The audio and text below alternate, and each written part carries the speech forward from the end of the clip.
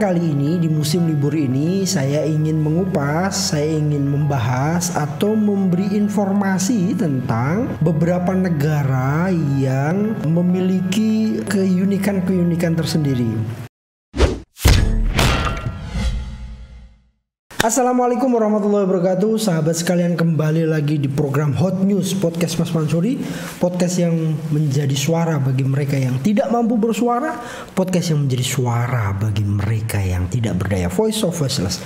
Sahabat sekalian, kali ini di musim libur ini saya ingin mengupas, saya ingin membahas atau memberi informasi tentang beberapa negara yang memiliki keanehan atau keunikan tersendiri.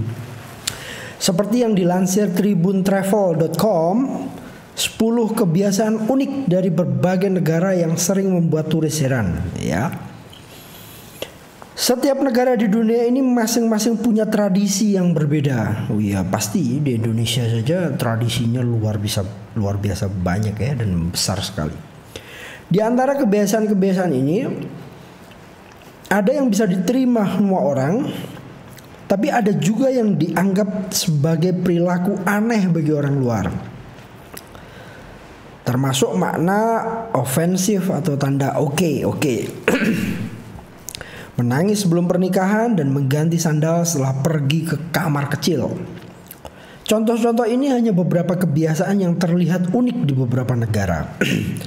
Rangkuman dari beberapa media, berikut kebiasaan paling menarik dari seluruh penjuru planet ini yang sering membuat turis heran. Yang pertama soal taksi nih.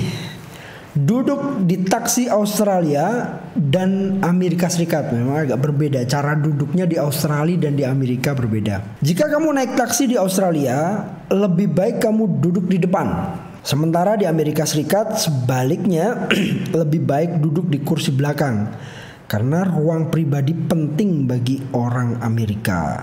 Ya, ini kebiasaan aneh ya, antara di depan dan di belakang. Kalau di Amerika itu yang saya tahu ya, ada taksi yang cukup populer dan hampir semua ada yaitu Yellow Cabs ya. Taksi ini berwarna kuning. Kenapa harus berwarna kuning? Karena kalau malam biar kelihatan. Kalau tidak salah taksi ini sudah beroperasi sejak 1897 kalau tidak salah. Nah, memang agak berbeda taksi di Australia dengan di Amerika ya. Berikutnya Polterabend di Jerman. Kebiasaan ini terjadi saat sebelum pernikahan, ketika pasangan bertemu dengan keluarga dan teman-teman mereka. Para tamu harus membawa sesuatu dari porselen dan kemudian memecahkannya. Mereka bisa melempar semuanya kecuali gelas di tanah. Setelah itu pasangan harus membersihkan serpihan bersama. Jadi harus membersihkan serpihan pecahannya ya. Diyakini cara ini mengajarkan mereka untuk bekerja bersama dan bersatu. Aneh-aneh saja ya. Ada di beberapa negara yang proses pernikahannya unik. Bisa dinikahi kalau ceweknya itu diculik gitu. Ada di Indonesia juga ada beberapa yang prosesnya seperti itu. Dan ini salah satu yang unik. Yang ketiga, permen hari Sabtu di Swedia. Ada permen hari Sabtu di Swedia. Setiap hari Sabtu adalah hari istimewa untuk makan permen di Swedia. Jadi kita siap-siap kalau ke Swedia bawa permen banyak dari Indonesia ya. Ini tidak hanya berlaku untuk anak-anak tetapi juga untuk dewasa. Pada hari ini orang membeli permen, mencampurkannya dan menikmatinya. Jadi kalau hari Jumat kita udah harus siap-siap bawa permen tuh. Permen itu bisa dibagikan ke beberapa orang yang kita kenal. Yang keempat, hongi di Selandia Baru. Hongi itu sebangsa apa ya? Kayak ciuman hidung gitu. Antara jidat dan hidung ya, kita baca ya. Ini adalah cara menyapa orang-orang Muari ya, orang-orang Muari. Dua orang menekan hidung mereka dan dahi mereka saling bersentuhan. Wah. Cara ini merupakan tradisi untuk berbagi nafas kehidupan. Wah, ini bisa Tapi kalau COVID begini jangan ya, berbahaya juga antara hidung dengan hidung bertatapan, dahi sama hidung bertatapan kan berbahaya juga karena COVID ya.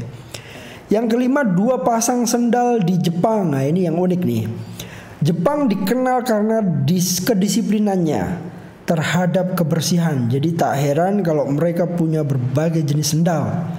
Sepasang digunakan untuk berjalan di sekitar rumah dan sepasang lain adalah untuk di kamar kecil karena lantainya dianggap kotor. Karena itu sangat dilarang mengenakan sandal mandi di sekitar rumah. Begitu pula sebaliknya. Jadi nggak boleh, sandal itu ya sepasang-sepasang untuk mandi, untuk beraktivitas gitu. Dan sandalnya nggak boleh di sekitar rumah yang untuk mandi. Yang keenam, Jepang ini memang agak unik ya. Jepang tuh banyak sekali tradisi-tradisi yang sama kayak Indonesia, cuman memang disiplinnya cukup tinggi ya masyarakat di sana. Nomor 6, tidak ada gelas bir berdenting di Hongaria. Tidak seperti negara lain, Hongaria tidak lazim untuk mendentingkan gelas berisi bir. Sejarah mengatakan bahwa ketika Austria menjatuhkan pemberontakan Hongaria dan mengeksekusi para pemimpin di abad ke-19, mereka merayakan dengan bir dan membenturkan bersamaan. Tos gitu ya, kayak tos gitu. 7, tanda oke adalah tabu di Brazil. Lebih baik tidak menggunakan tanda oke di Brazil. Dianggap ofensif dan vulgar. Nah ini yang teman-teman yang mau traveling di beberapa negara tersebut ya, termasuk di Brazil, jangan mengucapkan oke atau memberi tanda ya. Itu dianggap ofensif dan vulgar. Wah, termasuk ini nih, membentuk tangan dengan simbol oke juga bisa memiliki makna yang sama dengan gerakan menunjuk jari tangan. Sama kayak menunjuk jari tangan. 8, jangan meminta garam di Mesir ya. Ini di Mesir jangan minta garam. Jika makan malam di Mesir, lebih baik tidak meminta garam karena cara ini dapat menyinggung dan menghina tuan rumah. Ya, jangan sekali-sekali kalau kita datang ke Mesir, entah itu makan dimanapun, jangan meminta garam karena dianggap menghina tuan rumah. Yang 9, inemuri di Jepang. Inemuri itu kalau nggak salah tidur ya, tidur di.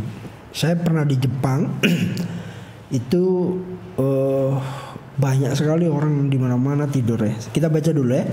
Satu lagi tradisi dari Jepang disebut inemuri yang berarti tidur sambil bekerja dan belajar.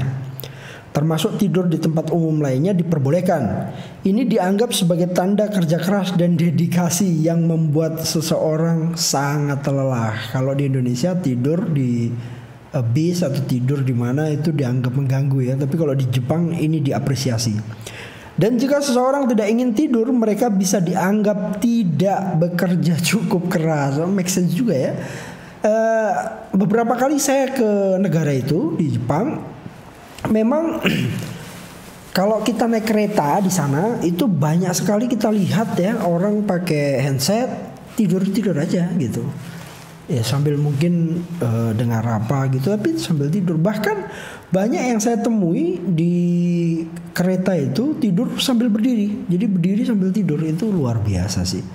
Dan memang disiplin luar biasa, keren sekali. Kalau di Jepang itu kalau kita naik eskalator ya, itu yang mau menyalip sebelah kanan. Jadi yang jalan di sebelah kanan, tapi yang cukup berhenti saja kalau kita naik eskalator ya. Kita harus mojok ke kiri dan kita harus stay di situ. Kalau mau jalan ke atas baru ambil sebelah kanan. Itu disiplin orang Jepang. Ya, yang 10, jangan menyentuh kepala dan rambut orang-orang di Thailand. Menyentuh kepala seseorang dianggap ofensif di Thailand.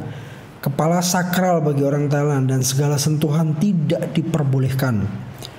Kamu benar-benar harus meminta maaf jika secara tidak sengaja menyentuh kepala atau rambut seseorang. Memang nggak boleh. Kalau di sini kan mungkin sebagian sah-sah saja ya.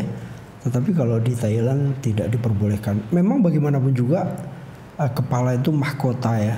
Bahkan ada beberapa hadis yang membahas soal itu. Nah, itulah beberapa keunikan dari beberapa negara di dunia, 10 negara di dunia. Tetapi Indonesia sebenarnya juga memiliki banyak sekali keunikan yang tidak dimiliki oleh negara lain ya. Di Indonesia ini banyak pola cara yang mungkin tidak lazim dilakukan di luar negeri, tapi ada di Indonesia. Semoga nanti beberapa keunikan-keunikan itu bisa kami tayangkan dan kita bisa suguhkan di podcast Mas Mansuri.